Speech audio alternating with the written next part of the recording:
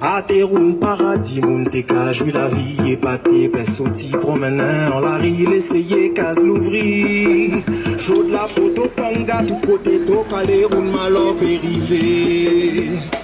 La Guyano, la Guyano. Nous là, nous disons là pour dire que nous banquons ça. Semaine dernière, il a tué des gens coup sur coup. Un jour, deuxième jour, il a tué des gens. Quelle que soit la condition, il a tué des gens. Mais à demain à nous petites, nous banquons ça. Donc nous, population guyanaise, les iguanes de l'Ouest, nous là, nous disons là pour dire que maintenant tout bagage bon. Il y a un voleur en un bord, et ben nous-mêmes nous en autre bord, et ben guerre barrière en même temps, et ben ça met à sa barrière à un certain moment il est pété. Ça veut dire que la guerre? Non, pourquoi ça a besoin de la guerre? Non, il n'y a pas que la guerre. Seulement il y a une résistance. Nous pas arrêter là qu'à subir, nous qu'à prendre, un certain moment nous qu'à relayer, nous banquer ça. Plus de gendarmes, je ne sais pas si c'est la solution.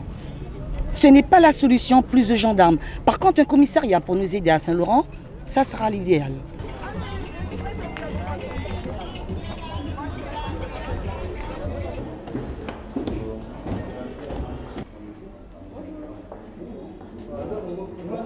Pourquoi vous êtes aux côtés du collectif aujourd'hui?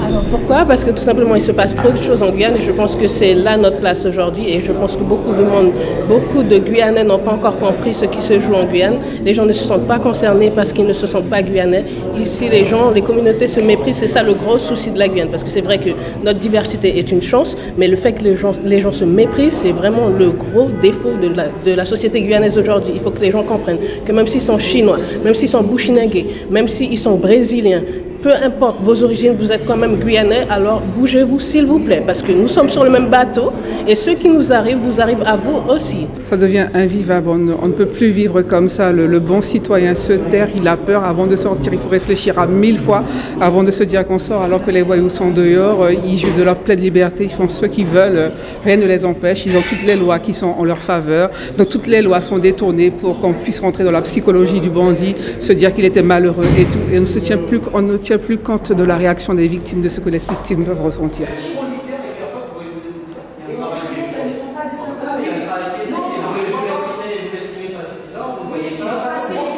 Par rapport à ce qui se passe à Cayenne, à Saint-Laurent, c'est pareil ici en plus, sauf qu'on n'est pas au courant, puisque ce n'est pas autant médiatisé qu'à Cayenne. Alors, vous êtes quand même le représentant direct de l'État, donc on vient vous voir. Vous, d'accord? Pour vous dire que la population, elle subit tellement, pour éviter qu'à un certain moment que ça arrive à l'explosion, entendez-nous, écoutez-nous, et qu'est-ce que vous nous proposez? Nous avons le sentiment d'effectuer un travail et nos représentants de la population estiment que ce travail est insuffisant, donc il faut savoir l'écouter et éventuellement réorienter notre travail en fonction des observations qui nous sont faites. Donc là, vous avez vu qu'il y a eu plusieurs observations dont une relative à un contact plus direct et plus fréquent avec la population. Donc ça, c'est déjà une chose qui est prise en compte. Donc j'ai pu l'annoncer que d'ici quelques temps, il y aura des permanences dans les quartiers avec des forces de l'ordre municipales et gendarmiques. Qu'est-ce que vous leur avez demandé? Eh bien, qu'il y ait un petit peu plus d'action, de répression de fait à Saint-Laurent, parce que nous, la population, nous voyons bien que les choses se font, mais il n'y a rien en face. La loi n'est pas là. Nous, population honnête, je dis entre guillemets bien honnête, on se fait matraquer par les voleurs, on se fait matraquer par la loi.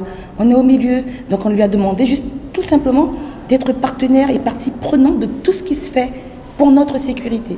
Nous aussi, de la Charbonnière, nous sommes aussi menacés que les autres sont dans les quartiers plus machins, voilà.